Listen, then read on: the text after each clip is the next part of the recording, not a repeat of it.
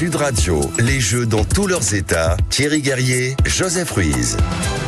Bonjour Joseph. Bonjour Thierry, bonjour à tous. Alors, on l'entonne ensemble. Allons-y. Non, je rigole, mais allez les bleus. Prêt. Allez les bleus. Non, il faut. Ce matin, il y a un nouveau nom qu'on a tous en tête. Ça y est, on vient de l'apprendre et puis on va le garder pendant des années parce que c'est formidable. Elle rentre dans l'histoire. Cassandre Beaugrand, championne olympique, première pour le triathlon, 6e médaille en or et un événement considérable. Pourquoi ? Ouais, c'est absolument incroyable. Elle a 27 ans, Cassandre Beaugrand. C'est la première médaille olympique du triathlon français. C'est un sport de l'histoire, exactement. C'est un sport qui domine tout au long de l'année, mais qui n'avait jamais réussi à prendre une médaille. C'est la 6e médaille française, et en plus, les hommes sont en train de courir à travers Paris. Ah oui, le triathlon masculin, c'est en ce moment. C'est en ce moment à travers les rues de Paris. Ils sont en train de courir, et il y a 3 Français qui visent une médaille. Il y en a un notamment qui peut potentiellement l'espérer. Donc le triathlon est en fusion totale. Thierry, Cassandre Beaugrand, 27 ans, médaillée d'or olympique.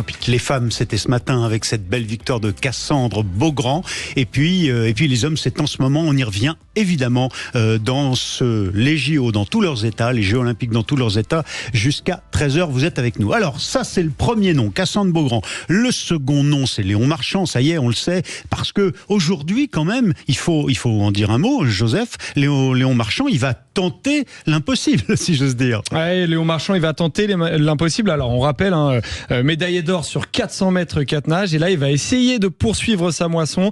Il a 2 finales à 22h15 et à 20h37 pour être tout à fait exact. Mettez la télé. Le 200 mètres brasse et le 200 mètres papillon. Le défi est taille. Il va essayer tout simplement de faire quelque chose que personne n'a jamais fait dans l'histoire, d'aller chercher 2 médailles d'or le même jour. Bon, et puis il y a un binôme bien sympa, bien marrant, qui est très soutenu par son public de supporters français, et peut-être pas seulement français d'ailleurs. Hein. Ouais. Ce sont les frères Lebrun. De quoi on parle là ? Ouais, on parle de tennis de table, et on va aller retrouver tout de suite du coup Clément Arion. Clément Arion qui est du côté de la porte de Versailles à Paris, où se déroulent les épreuves de tennis de table. Bonjour Clément. Bonjour Joseph, bonjour Thierry. Bonjour. Alors Clément. C'est l'Arena Paris Sud pour être exact. Donc on parle de tennis de table et les frères Lebrun.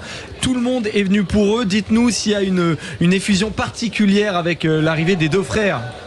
Alors on peut le dire, c'est la Lebrun Mania ici. Tous les supporters français ne parlent que des 2 frères. Certains m'ont dit dans les tribunes, on ne pouvait pas venir voir les Jeux sans voir les frères Lebrun.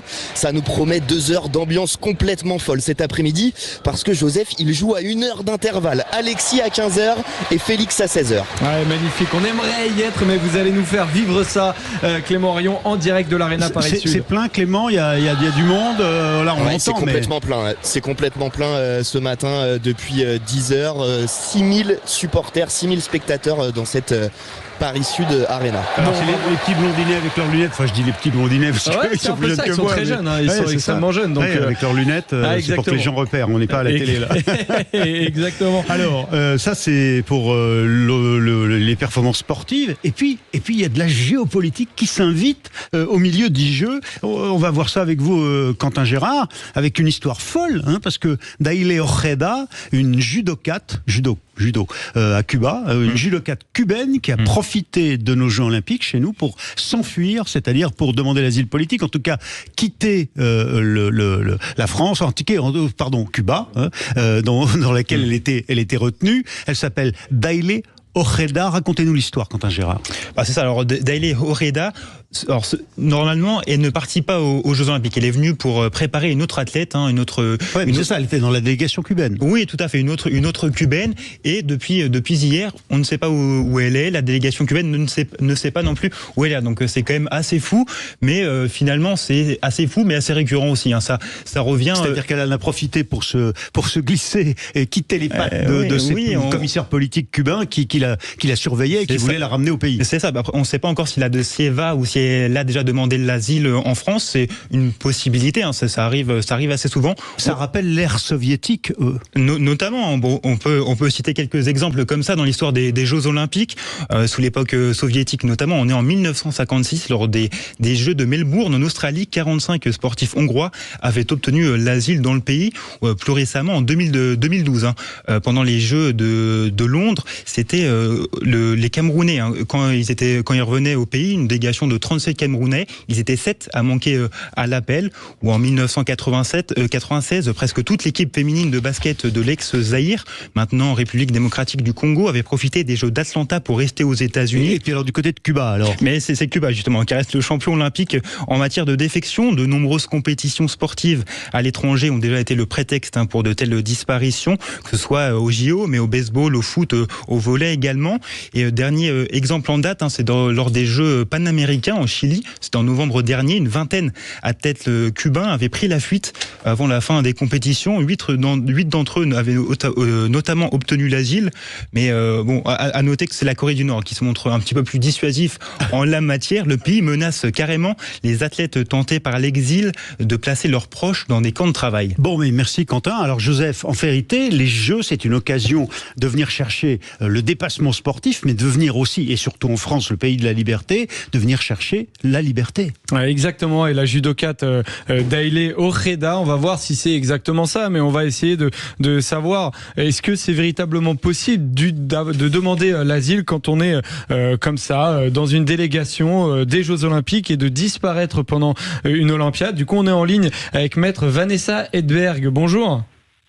Bonjour. Alors vous êtes avocate spécialiste en droit des étrangers et voilà, on voulait vous appeler parce que on voulait faire un point.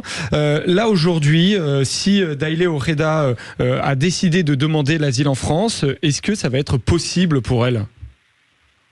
Alors, ici, il nous manque évidemment des informations essentielles car les conditions d'obtention du statut de réfugié en France sont très claires et ne laissent pas source à l'interprétation. Il faut vraiment qu'elle soit en mesure de prouver qu'elle est persécutée dans son pays en raison de sa race, de sa religion, de ses opinions politiques ou bien de sa nationalité.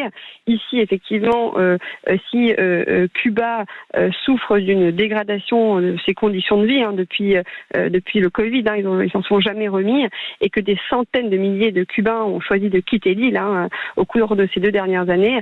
Ici, il n'y a absolument aucun élément qui vienne démontrer qu'elle souffrirait de persécution dans son pays. Ouais. Donc, allez-y, Vanessa Hedberg. Donc elle pourrait tout à fait avoir profité de ce visa pour venir en France et ensuite suivre le parcours classique de beaucoup de clandestins et de beaucoup de sportifs de haut niveau qui sont en France. Souvent, ouais. Et ça arrive très souvent. Moi, j'ai beaucoup de clients qui sont en France en situation irrégulière et qui sont venus avec un visa grâce au sport. Est-ce que ça ne peut pas entacher les relations entre la France et Cuba ? Et quelle est l'attitude en général des affaires étrangères en France quand un sportif de haut niveau d'un pays concurrent et même d'une dictature demande l'asile politique ? Alors, il faut vraiment avoir conscience que le droit des étrangers, c'est du cas par cas. Il faut à chaque fois que devant l'OFPRA et ensuite devant la Cour nationale du droit d'asile, ils soient en mesure d'apporter des éléments de preuve suffisants pour prouver que quand bien même il existerait un contexte dans leur pays qui peuvent laisser penser à la persécution, il faut vraiment qu'ils démontrent que eux-mêmes sont victimes de cette persécution. Et c'est souvent très difficile à rapporter. Alors, au niveau de Cuba, il y a évidemment, pour des raisons géopolitiques, peu de Cubains en France. En général, le parcours emprunté, c'est Managa, au Nicaragua, puis ensuite par voie terrestre jusqu'au Mexique, pour ensuite rejoindre évidemment la frontière américaine. C'est pour ça qu'à la faveur de compétitions sportives, ils obtiennent un visa et restent ensuite en France et suivent le parcours classique des clandestins pour ensuite demander une admission exceptionnelle au séjour après plusieurs années de présence en France. Merci beaucoup, maître Hedberg, Vanessa Hedberg. Vous êtes avocate, spécialiste en droit des étrangers avec après cette défection peut-être de l'une des entraîneuses de la délégation cubaine de judo. On se retrouve tout de suite, c'est la suite des JO dans tous leurs états. Sud Radio. Sud Radio. Parlons vrai. Parlons vrai. Sud Radio. Parlons vrai. Sud Radio, les Jeux dans tous leurs états. Thierry Guerrier, Joseph Ruiz. Et c'est l'actualité des Jeux, bien sûr, vous le savez, on vous le répète depuis ce matin, 6e médaille d'or pour les Français avec le très bel exploit de Cassandre Beaugrand au triathlon. Mais on va retourner tout de suite dans la Paris Arena, Paris Sud, l'Arena Paris Sud avec Clément Arion. Joseph, pourquoi ? Pour revenir sur le tennis de table. Oui, parce qu'apparemment il y a une Française qui est en train de jouer, donc on le vit en direct sur Sud Radio. Clément, où en est-elle cette Française ? Parce qu'on entend qu'il y a de l'ambiance. Et où il y a de l'ambiance, c'est Jia Nan Yuan qui joue en ce moment. Elle a perdu le premier set, 11-9, et elle revient bien là. Elle mène 5-3 dans le deuxième set. Puis je vais revenir rapidement sur les frères Lebrun. On le rappelle, ils jouent à 15h puis 16h. Ils jouent quand même contre des favoris du tournoi. Hugo Calderano pour Alexis, le Brésilien, 7e joueur mondial, tête de série numéro 4. Et puis Félix, lui, il affronte un vieux briscard du tennis de table mondial, l'Allemand Ocharov, 35 ans, tête de série numéro 3. Ça va être compliqué aujourd'hui pour les frères Lebrun, mais ils vont pouvoir compter sur les 6000 spectateurs de la Paris Sud Arena pour les pousser. Et puis dernière information, messieurs, il faut savoir que le numéro 1 mondial chinois, Wang Wuqind, il s'est fait sortir en 16e de finale ce matin. Énorme surprise sur ce tournoi de tennis de table. Mauvaise nouvelle pour lui, mais plutôt bonne nouvelle potentielle pour les frères Lebrun. Bonne nouvelle pour le Français. Voilà, c'est ça. On va prendre comme ça, Clément. Le tennis de table, Joseph Ruiz qui n'a cessé de me dire ne dis pas ping-pong. On dit pas le ping-pong, on dit le tennis de table. C'est comme la piscine pour la natation. Ah oui, on dit on dit le bassin. On dit pas la piscine. C'est ringard, la piscine et le ping-pong. Enfin, moi, je plonge dans une piscine et je joue au ping-pong. Enfin, mal d'ailleurs. Bon, on s'en fout. Alors, les jeux dans tous leurs états, c'est aussi une des dimensions qu'on a traitées ici. On vous a dit que c'était évidemment sur tout le territoire, Marseille, Bordeaux, Lille, Lyon, bien sûr, et Châteauroux, où nous sommes allés il y a quelques jours, vous en souvenez peut-être, avec Joseph Ruiz, pour évoquer le tir qui a lieu à Châteauroux. Eh ben, est-ce que ça a des retombées pour l'économie de la ville? Est-ce que les touristes viennent? Est-ce qu'il y a des étrangers? Est-ce qu'on vient voir le tir? Joseph, de quoi on parle? Eh ben, on va poser la question directement à une commerçante indépendante et présidente des boutiques de Châteauroux. On rappelle que Châteauroux, c'est dans l'Indre. Bonjour Cathy Delvalet. Oui, bonjour. Alors merci d'être avec nous. C'était important pour nous parce que après plusieurs jours de début des Jeux Olympiques, on rappelle que ce sont les épreuves de tir qui se déroulent dans la ville où vous travaillez. Est-ce que vous avez des retombées particulières? On avait eu le maire notamment de Châteauroux qui nous avait dit qu'il pouvait y avoir des retombées pour les commerçants. Quel est le bilan que vous tirez après ces premiers jours de Jeux Olympiques? Écoutez, c'est vrai que nous, avec l'association des commerçants, on a vraiment on a œuvré pour les faire venir au centre-ville, parce que le centre de tir est un peu excentré. Et donc on a mis en place des jeux, la ville est très bien décorée, tout est vraiment au point. Les couleurs des JO à Paris, quoi. Oui, voilà. Donc c'est vrai que la ville est en fête, donc ça c'est sûr. Mais par contre, les retombées, elles sont très faibles. On voit très peu on voit beaucoup d'étrangers qui déambulent dans la ville, mais ils viennent pas forcément dans les commerces pour acheter. Mais déjà, il y a les touristes étrangers, donc déjà en nombre. Donc maintenant, il faut arriver à les séduire pour leur proposer vos produits, quoi. Oui, voilà. Donc en fait, moi, quand j'interroge mes clients qui rentrent, donc il y a des étrangers, donc ils ne viennent pas spécialement pour les JO. Et moi, ceux qui rentrent dans ma boutique, ils viennent plutôt parce que Châteauroux a éveillé leur curiosité. Donc, ville Châteauroux a été sélectionné, donc on s'arrête, c'est sur notre chemin. Ah oui, quand même. Donc ils viennent, ils regardent et voilà. Et après, et le public pour les JO, je crois que c'est un public vraiment spécifique. Donc j'en ai vu, mais vraiment comment ça spécifique? Eh ben, ils viennent vraiment que pour les JO. Donc, et puis quand je discute avec eux, donc il y en a quand même quelques-uns, mais pas beaucoup. Et, ils ont un très gros budget quand même pour les hébergements, les transports, tout ça. C'est le retour que j'ai. Donc, je pense que leur pouvoir d'achat dans les petits commerces, il est très faible. Est-ce qu'il n'y a pas une forme de déception quand même de voir que les touristes consomment finalement dans certains secteurs, comme vous le dites, dans l'hôtellerie, dans le transport, mais finalement pas dans le vôtre, pas dans les commerces? Oui, parce que c'est vrai que par rapport à ce qu'on nous a dit, et puis qu'il y allait avoir tant de milliers de personnes chaque jour, et puis avec tous les efforts qui ont été faits, et puis que c'est vraiment une ville très accueillante, on s'attendait à plus, donc à plus de retombées. Et il y a aussi le fait que les Castelroussins, je pense que... Les habitants de Châteauroux, les Castelroussins, c'est joli. Ah, exactement, c'est très joli.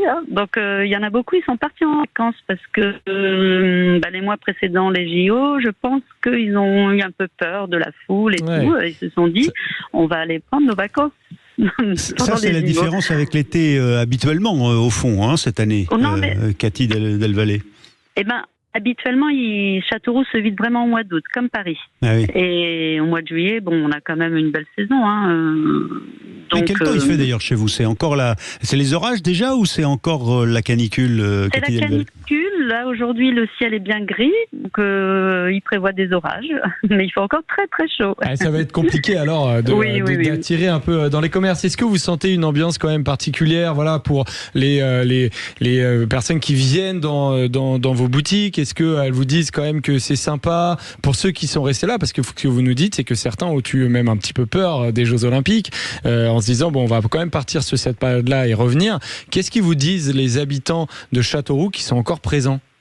Eh ben là, j'ai des clients qui sont très contents, qui me disent qu'ils ont leurs enfants, petits-enfants qui sont à Paris pour les JO et qu'ils me montrent des petites vidéos et c'est vrai que il y a des. Donc vous aussi, vous êtes à la ferveur sur Paris 2024, quoi. Bon, en tout cas, je regarde. J'ai voulu acheter des places pour le tir et il n'y a plus rien. Il n'y avait plus rien. Mais il y en a pour les Paralympiques.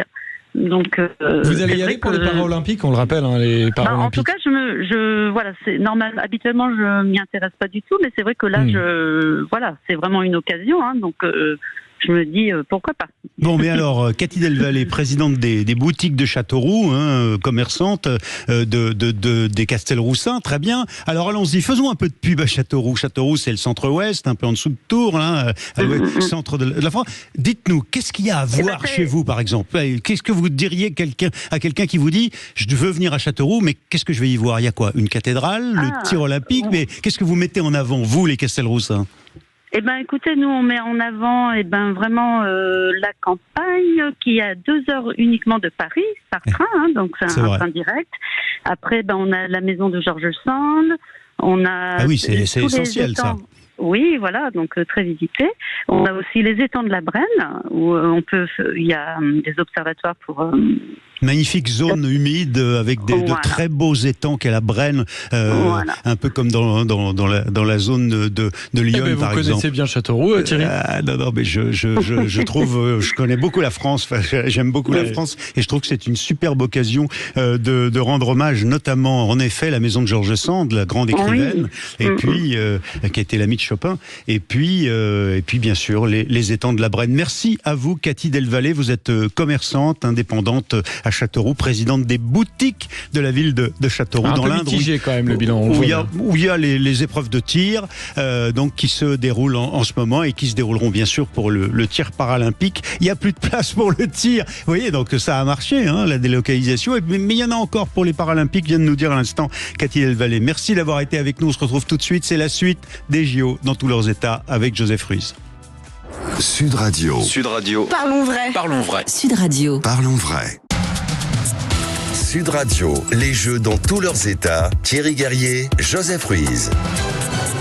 Les coulisses, c'est bien sûr l'actualité en direct des Jeux Olympiques. Vous vous souvenez qu'il y a quelques instants, nous étions en direct de la Arena Paris Sud, du côté de la porte de Versailles, pour le tennis de table. On va revenir sur les médailles, bien sûr, les chances de médailles. Et puis, on va parler aussi nourriture avec vous, Jules Boscherini, pour le journal des sports, Joseph. Et on commence tout de suite avec les Français du jour. Jules, nouvelle médaille d'or ce matin, la 6e pour la délégation française. Et c'est le triomphe de Cassandre Beaugrand en triathlon qui a enfin pu avoir lieu après 2 jours de report pour les hommes, pas pour les femmes. Un grand moment pour le sport français qu'on va écouter avec les commentaires de France Télévisions. Là, voilà, ça y est, le dernier virage pour prendre le premier sans croix avant de savourer.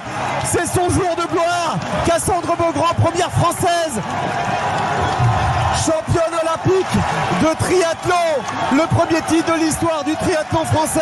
Elle l'a fait, Cassandre. Ça y est, Cassandre Beaugrand, championne olympique, le sacre d'une reine, le sacre de la reine.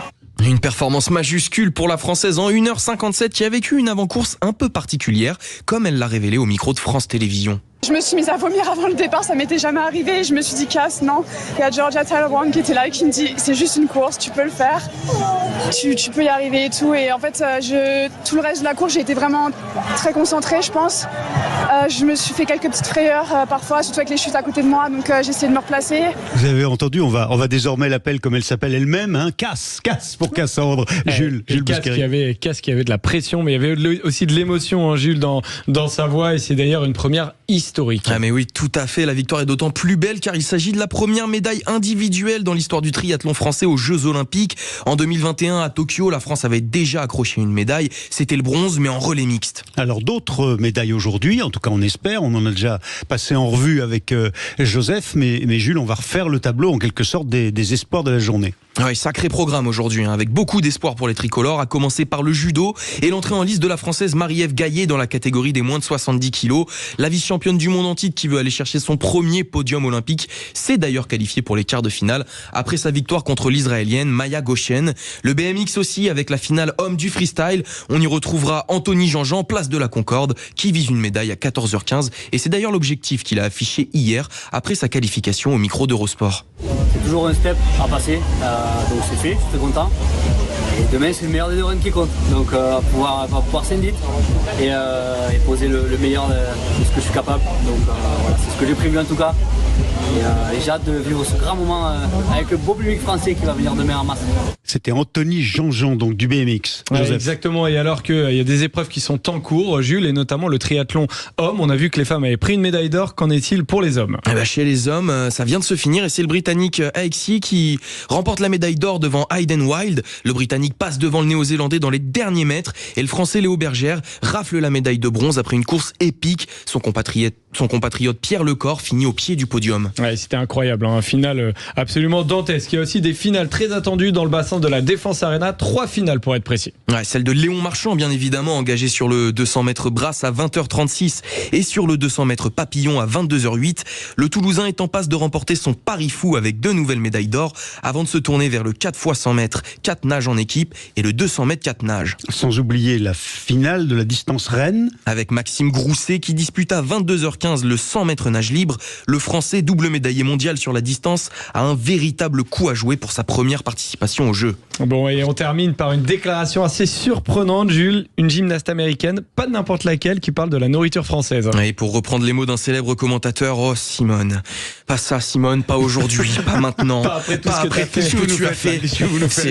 Et c'est déjà la deuxième fois que Simone Biles, tout juste sacrée championne olympique de gymnastique par équipe, défraie la chronique. Cette fois-ci, il n'est pas question de pain au chocolat, mais de la qualité de la cantine du village olympique. Je vous lis la déclaration choc qui date d'hier. Ce n'est pas vraiment de la cuisine française dans le village. Nous, aux États-Unis, c'est un peu plus sain. Ah, bien sûr. La nourriture française, elle n'est pas contente de ce qu'elle mange au village olympique. Et c'est meilleur de l'autre côté de l'Atlantique, d'après elle. Alors donc, elle est plus habituée surtout. Ouais, c'est un peu le hic parce que nous, Français, nous n'avons rien contre les Américains, mais permettez-nous, chère Simone, d'avoir quelques doutes sur la qualité de la nourriture au pays des burgers et plus largement de la malbouffe. D'ailleurs, Joseph, est-ce que vous avez une idée du taux d'obésité aux États-Unis et en France? Alors absolument pas, mais je suis sûr que vous avez mené l'enquête. Ah oui, environ 42% aux États-Unis. Rendez-vous compte, c'est presque la moitié de la population américaine contre seulement environ 17% en France. Simone, les chiffres parlent d'eux-mêmes et franchement, il n'y a rien à ajouter. Bon, c'était le journal des sports et là c'est un coup bas parce qu'on est allé chercher un chiffre juste pour dire à Simone, la grande championne quand même. Non, mais d'accord, mais enfin c'est d'abord une grande championne, faut pas le sous-estimer. Oui, mais il faut quand même savoir répondre. On n'a pas de leçon à donner aux champions ce matin. Mais enfin quand même, la nourriture française, je suis d'accord avec vous, on n'y touche pas. Bon, Joseph, on enchaîne avec quoi? On va parler justement d'un homme qui lui était parti aux États-Unis, mais cette fois pour performer, on va parler de Léon Marchand notamment et on est en ligne avec Romain Barnier. C'est ici qu'il a performé. Exactement, il a performé ici grâce notamment à son départ aux États-Unis, pas que, parce qu'avant il était en France, il est formé notamment en France et on va en parler avec l'un des tout meilleurs entraîneurs français, Romain Barnier. Bonjour. Bonjour. Alors vous êtes directeur sportif du Cercle des nageurs de Marseille, vous avez été l'entraîneur notamment des plus grands champions, Fred Bousquet, Florent Manoudou, Fabien Gillot, mais aussi Camille Lacour. On vous remercie d'être avec nous ce matin sur Sud Radio. Le fameux Cercle des nageurs de Marseille. Exactement, l'un des plus performants. Alors on va d'abord faire un petit point sur Léon Marchand, parce que aujourd'hui il s'attaque à un défi absolument incroyable. Alors le grand public ne le sait pas forcément, Romain Barnier, mais en quoi est-ce que c'est un défi? Ça n'a jamais été fait de viser 2 médailles d'or, ou en tout cas d'être en capacité de le faire la même journée? c'est un défi même plus XXL. Il y a pas vraiment de mots pour définir ça. La difficulté d'affronter une finale olympique avec la préparation de cette finale, toute la journée de préparation, les minutes qui précèdent, l'intensité de la course, et puis derrière il se passe forcément des choses positives ou négatives, c'est-à-dire soit on a gagné la course, on a atteint notre objectif et il y a forcément une submersion d'émotions qui vous arrive, ou au contraire ça se passe pas comme on veut et il y a à peine une heure et quart pour basculer, pour le faire. Alors les athlètes sont souvent quand même aguerris aux doubles courses. Léon l'a travaillé énormément aux États-Unis. Il y a beaucoup d'athlètes qui ont déjà gagné par le biais d'une course en individuel et d'une course en relais, et qui ont déjà nagé 2 fois et probablement obtenu 2 médailles d'or. Je pense à Michael Phelps qui avait gagné 8 médailles d'or aux Jeux Olympiques de 2008. Je pense qu'il a déjà réussi ce pari-là de gagner 1 médaille d'or olympique la même après-midi, mais pas en individuel et surtout pas en devant passer aussi, parce qu'il ne faut pas l'oublier, les séries, qui est un exercice très périlleux où mentalement on se met pas au maximum de ses possibilités. C'est une sorte d'étape obligatoire pour aller en demi-finale, puis les demi-finales. C'est des moments où en fait on gagne rien, mais on perd de l'énergie. Il faut aussi marquer le coup sur ses adversaires, il faut se préserver. Il y a tout un enjeu qui est complexe où on n'est pas vraiment à fond, dans le maximum de ses possibilités. Et on sait que Léon Marchand est le maître de la transcendance, le maître de cette capacité à utiliser toute son énergie. Et on voit bien qu'on fait face à un athlète différent à chacune des étapes, entre les séries, les demi-finales et les finales. Si on regarde simplement la journée d'hier, son 200 mètres papillon le matin, on dirait presque un nageur normal, simplement qui enchaîne le rythme. Et l'après-midi, on commence à entreapercevoir le niveau de son talent quand il appuie un petit peu plus fort sur l'eau. Et je pense qu'on va découvrir encore autre chose, même s'il tombe probablement dans sa course la plus difficile, le 200 mètres papillon, avec le recordman du monde Milak. Mais par contre, sur le 200 brasses, je vois un Léon Marchand absolument dominateur cet après-midi. Bon, mais on vient de vous écouter. On vient de vous entendre, Romain Barnier. Vous êtes un expert. Vous dirigez le centre sportif, le Cercle des nageurs de Marseille. Vous avez formé parmi les plus grands au monde et français, évidemment, d'abord. Franchement, vous savez bien, Sud Radio, vous êtes un invité régulier, mais c'est parlons vrai. Disons les choses. C'est un coup de com', c'est du marketing, ou est-ce que vous y croyez vraiment? Vous venez de nous dire à quel point ça va être difficile. Pourquoi est-ce qu'il fait ça? Pourquoi il le tente? Juste parce qu'il fallait, chez soi, par définition, en France, il fallait le tenter pour dire, ben voilà, j'ai pas renoncé. Est-ce que vous y croyez? Je crois en rien, en fait. Je vais me mettre en tant que spectateur, parce que croire, ça voudrait dire avoir fait la préparation et connaître de manière beaucoup plus intime. C'est pas simplement être expert, mais c'est aussi avoir l'intimité de la préparation de Léon. Je crois à une chose, c'est que les grands champions, ils défient les normes et les conventions. Oui. Ils les transgressent pour pouvoir offrir aux autres qui sont moins forts des nouveaux chemins et des nouveaux horizons. Léon, il fait partie de cette trempe d'athlètes qui a refusé que le record du monde appartienne toujours à Michael Phelps pendant 20 ans. Et il a transgressé ça et il lui a pris le record du monde, la performance. Et la performance qu'il a faite le premier jour des JO est probablement, et j'en suis même certainement, je suis même intimement convaincu que c'est le plus grand 400 mètres 4 nages de l'histoire, parce qu'on a bien vu que ce bassin était plus lent pour de multiples raisons et sans polémiquer, puisqu'on parle d'enjeux planétaires. Il y a le bassin est moins profond, il y a des caméras partout qui créent des résistances dans le bassin. Il y a plein de raisons qui font que la compétition est moins rapide, mais c'est pas grave parce que le système d'équité de cette compétition est préservé. Tous les athlètes ont le même bassin, tous les athlètes ont le même village, ont la même nourriture. Donc en fait c'est ça le principe des JO, et non réussi pour l'instant à s'extraire, c'est-à-dire à se rapprocher des records du monde ou des records olympiques, que 2 ou 3 athlètes, et on voit bien que même les très grands champions de la natation mondiale ne sont pas capables de se confronter à leur propre référence chronométrique dans des conditions qui sont meilleures. Donc Léon a écrit une première page absolument exceptionnelle. Il est en train de tenter un défi qui n'a été fait par personne, et c'est le meilleur moyen. Et quand on entend notamment Victor Wembanyama, que je suis pour notamment essayer de comprendre comment réfléchissent ces très grands champions, ben il est une illustration parfaite de cette réflexion différente que les gens normaux ne sont peut-être pas capables d'avoir, ou peut-être parce qu'il réfléchit comme ça, il devient ce talent exceptionnel. Je ne sais pas dans quel sens il faut le prendre, mais je crois vraiment qu'il est capable de faire 2 médailles. Je crois vraiment que, au-delà de ça, l'audace d'aller affronter Milak, le recordman du monde, l'athlète extraordinaire du 200 mètres papillon qui a surclassé, qui est le plus grand nageur de 200 mètres papillon de toute l'histoire, même devant Phelps dans sa performance de 1 minute 50 secondes. Peut-être moins constant sur le nombre d'années, peut-être qu'il y aura moins de médailles, mais la performance pure, la course pure qu'il a faite quand il a fait ce record du monde, c'est quelque chose d'absolument incroyable. Et Léon a choisi le chemin de la difficulté et de l'audace, d'aller affronter le meilleur, peut-être le seul qui est meilleur que lui sur cette compétition, sur ce que j'ai pu observer depuis le début de la compétition. Il est le meilleur sur le 200 mètres catenage, il est le meilleur sur le 200 brasses. Sans être aussi expert que vous, Robin Barnier, pour avoir vu hier soir se qualifier Milac, j'en étais très impressionné. Je me disais, ça va être très très dur pour Léon Marchand. Joseph Ruiz. Vous avez cité Wembenyama, Romain Barnier, on rappelle directeur sportif du Cercle des nageurs de Marseille, Léon Marchand, Kylian Mbappé, ce sont des talents français, on peut en être fier. Est-ce qu'on reconnaît, est-ce que les Français se rendent compte des talents absolument phénoménaux qu'ils ont aujourd'hui? Ouais, alors j'espère, mais je pense qu'on s'en rendra toujours compte au moment où ça s'arrête et où on fait le bilan. Pour l'instant, c'est trop puissant en termes de. Voilà. Et c'est de la matière qui est trop difficile à comprendre. Mais il y a un point commun entre ces deux athlètes-là, c'est qu'il y a un état d'esprit. Alors peut-être c'est aussi parfois la meilleure partie des États-Unis. J'ai entendu qu'ils étaient peut-être obèses et qu'il y avait des défauts comme il y en a un peu partout selon les cultures. Bien sûr. Mais il y a quand même une chose qui est sûre, c'est que quand vous prenez un Français qui a réussi dans la culture française à s'extraire et que vous lui rajoutez cette petite chose en plus que possèdent beaucoup d'Américains moyens en sport et qui permet à cette nation d'être souvent la meilleure nation du monde, on voit que ça fait des étincelles. Si on reste français, mais qu'on adopte quelques... C'est quoi ce petit plus dont vous parlez? Le petit plus la gagne, mais les gens vont le définir de plein de façons différentes, mais ce petit plus, je vous l'ai dit tout à l'heure, je pense de vouloir transgresser la norme.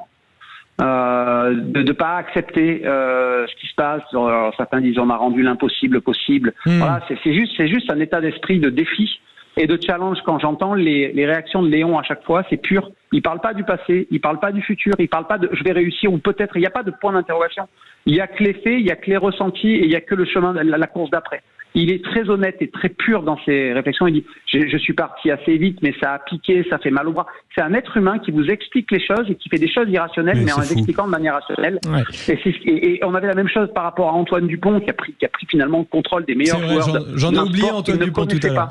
Qu'on ne connaissait pas, il connaissait pas le sport, il connaît le rugby, il connaît plein de choses, mais c'est pas possible d'intégrer autant de technicité en 6 mois en finale des Jeux Olympiques sur le lieu où il a échoué 3 mois plus tôt avec l'équipe de France, de fermer une cicatrice pour ouvrir un autre moment magique.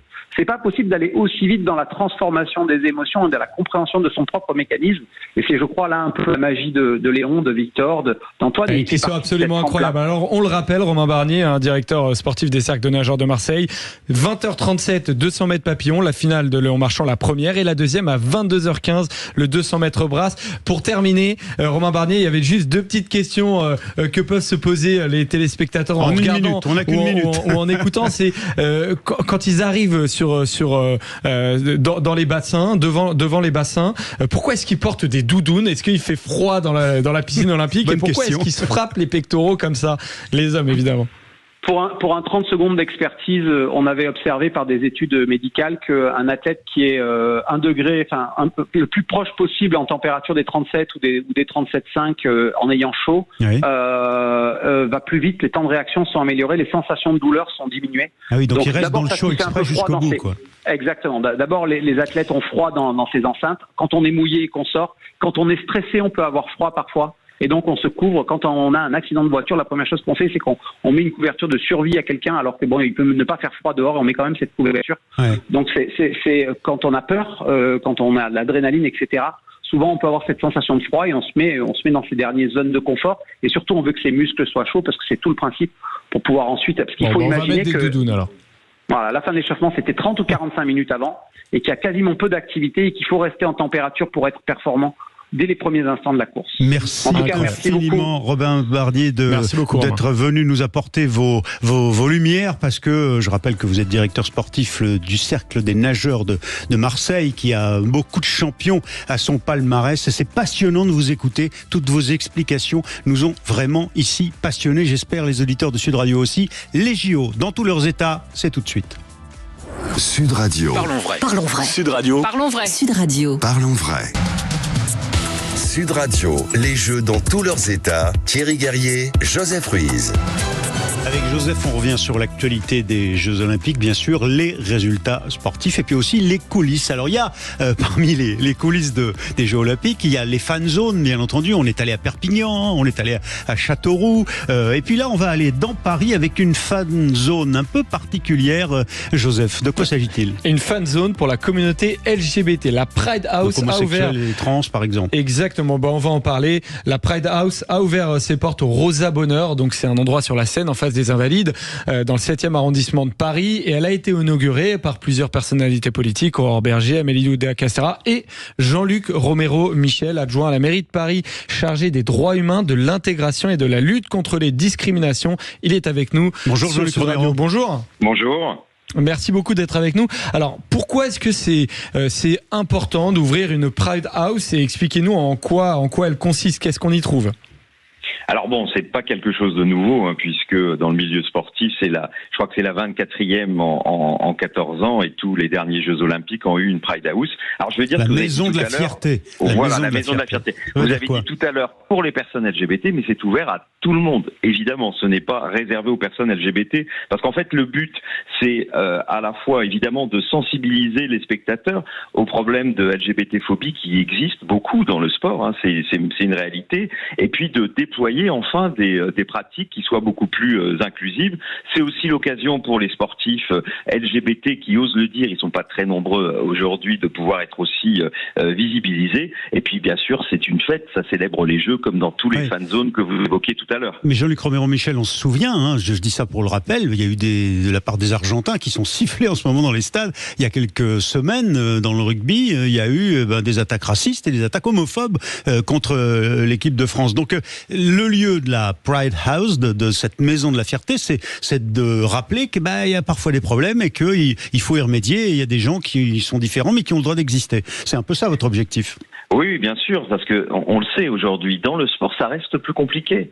On le voit bien, vous évoquiez le rugby. Alors, paradoxalement, c'est pas de chance qu'en général, dans le rugby, en tout cas en France, c'est là où ça fonctionne le mieux. C'est-à-dire qu'on a une fédération. Il y a une tolérance à l'homosexualité plus spécifique. Non, mais qui est très ouverte là-dessus. C'est-à-dire qu'ils luttent contre le racisme, l'antisémitisme et les LGBT-phobies avec une vraie implication de la direction, c'est-à-dire des fédérations, des dirigeants. Et ça, c'est quand même assez spectaculaire. On aimerait bien qu'il y ait la même chose dans le foot.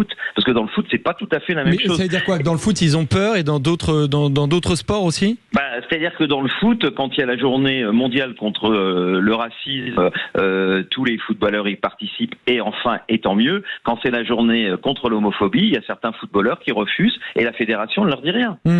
Donc on voit bien qu'il y a un moment, il faut arriver, parce que c'est les discriminations, quelles qu'elles soient, il n'y a pas de hiérarchie entre elles. Et je pense qu'on voit bien dans le sport, il reste des choses qui sont très compliquées aujourd'hui, qu'il faut les faire avancer, mais que ça avance. Hein. La preuve, cette Pride House qui est pas nouvelle, elle fonctionne, et je peux vous dire, pour y être allé, j'y retourne demain, c'est assez formidable parce que vous avez beaucoup de personnes LGBT, mais vous avez beaucoup de personnes évidemment qui ne seront pas LGBT, qui viennent parce qu'elles ont envie aussi un peu de comprendre, parce qu'aussi des responsables de fédérations viennent pour un peu s'inspirer des propositions que font ces Pride House, parce que le but de ces Pride House, c'est évidemment toute cette partie festive, etc., qu'on connaît tous et qu'on aime bien en ce moment, mais c'est aussi de donner des nouvelles pratiques. Et ils ont travaillé, avant de l'ouvrir, avec des groupes de travail dans le cadre du Lab, pour faire des propositions concrètes pour que les fédérations du plus haut niveau au niveau le plus bas soient les plus inclusives possibles.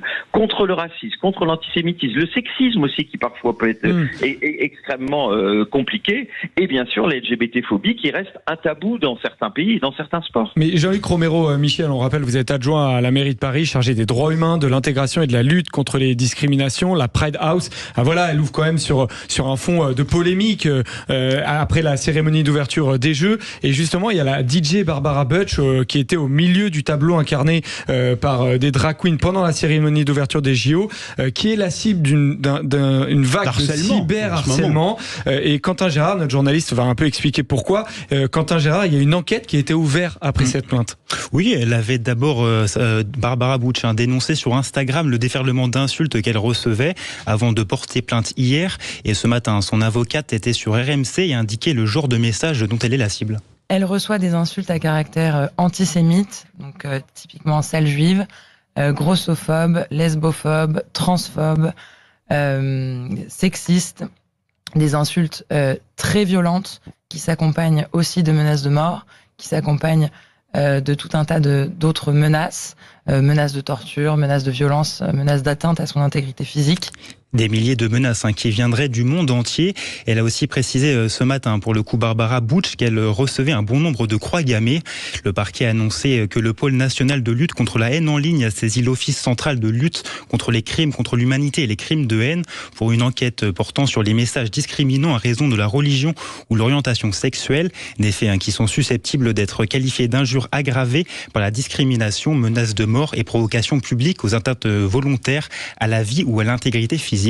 Et aussi le comité Paris 2024 a pour sa part fermement condamné le cyberharcèlement dont est victime toute l'équipe artistique de la cérémonie d'ouverture. Nous sommes à leur côté, nous les soutenons, a ajusté la directrice de la communication du COJO. Ouais, Jean-Luc Romero-Michel, vous attendiez à ce que ça crée un tel tollé ?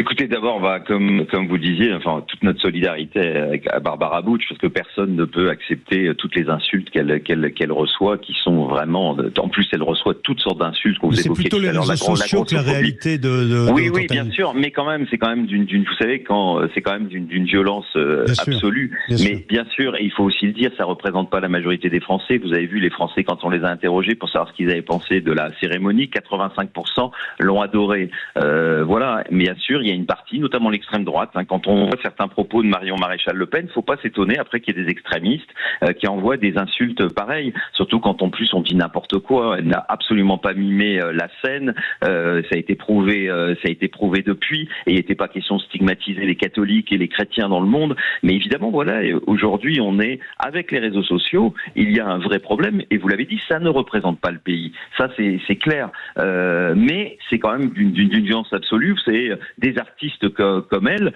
ont besoin aussi d'utiliser Instagram, etc., qui était jusqu'à présent préservé. Et là, on voit que malheureusement, ces jours-ci, sur Instagram, c'est aussi d'une violence insoutenable. Et moi, j'en appelle d'ailleurs aux grands réseaux. Il faut qu'à un moment, insulter les gens, les menacer de mort, c'est pas la liberté d'expression, ça. En France, c'est pénalisé, quoi. Il y a la Pride House. Alors, elle est pas au goût de tout le monde, quand même. Jean-Luc Romero-Michel, faut le dire. Et justement, sur les réseaux sociaux, Marguerite Stern, qui est militante féministe, comme elle se définit, qui dit notamment à propos de cette Pride House, tu t'identifies comme une flaque d'eau ou un elfe, la ville de Paris a ouvert une fan zone spécialement pour toi. Qu'est-ce que vous avez à répondre? Qu'est-ce que ça vous inspire, ce genre de commentaires? Stern, franchement, j'ai rien à lui répondre parce que franchement, la manière dont elle parle des personnes trans et dont elle les insulte, c'est absolument terrible. Et puis d'ailleurs, c'est rigolo parce que c'est toujours la mairie de Paris qui en prend plein la gueule. Pourtant, moi, je voudrais quand même rappeler que les Pride House, c'est soutenu par les CIO, c'est dans tous les Jeux Olympiques, que évidemment le gouvernement, d'ailleurs on l'a ouvert avec Amélie Oudéa Castéra et avec Aurore Berger, c'est soutenu par l'État, c'est soutenu par la région Île-de-France et c'est soutenu par Paris. On a un partenaire parmi d'autres. Mais comme par hasard, c'est toujours la mairie de Paris qui en prend plein la gueule. Quand il y a, par exemple, quand il y a la cérémonie, c'est la faute à Paris, personne n'oublie qu'il y a tout le monde était d'accord sur cette cérémonie-là. Et puis par contre, quand il s'agit d'invisibiliser Paris, quand il y a la séance, on n'a même pas vu une seule fois la maire de Paris à l'écran pendant la séance, alors que c'était quand même elle qui est à l'origine de ces Jeux Olympiques. Là, ça choque personne. Ouais. Donc je voudrais dire, il faut relativiser les choses. Je pense qu'il y a vraiment un consensus. Et je vous dis, l'immense majorité des gens est d'accord avec ça. Après que des gens ne soient pas d'accord, ils ont le droit aussi de pas être d'accord. La seule chose, c'est qu'ils n'ont pas le droit d'insulter. Dites-nous, la Pride House, on y fait quoi? On regarde les matchs et on soutient comme partout dans toutes les autres fan zones, les athlètes, on rigole, on boit. Dites-nous en un mot, c'est la conclusion. Bien sûr, on fait ça parce que c'est aussi la fête. Mais je vous dis, on a des débats. On a des débats pour évoquer la question des LGBT-phobies et de toutes les discriminations. Elle est où Rappelez-nous où elle se trouve et on arrête là. Allons-y, dites-nous où elle est. C'est le Rosa Bonheur. C'est la péniche du Rosa Bonheur, c'est presque en face de l'Assemblée nationale et c'est ouvert à tout le monde. Dans le 7e arrondissement de Paris, c'est près de la Concorde. C'est noté. Merci Jean-Luc Romero-Michel. Vous avez été vous êtes maire adjoint à la ville de Paris. Merci d'avoir accepté d'être en direct avec nous dans Sud Radio. Merci à Marie Faye, à Amélie Béguin, Jamel Abdelak et vous, Joseph, d'avoir préparé évidemment cette émission. 10-13, on se retrouve demain à 10h pour les débats de l'été. Puis ensuite, mettez-vous d'accord, nos 4 débatteurs bien sûr. Et puis cette émission, les JO, les Jeux Olympiques dans tous leurs états où on est. Vous avez vu, ce matin, c'était quand même, pour nous, c'était formidable de pouvoir en direct commenter cette magnifique victoire dans le triathlon. Et bien sûr, ça continue. C'est sur Sud Radio. Sud Radio. Sud Radio. Parlons vrai. Parlons vrai. Sud Radio. Parlons vrai.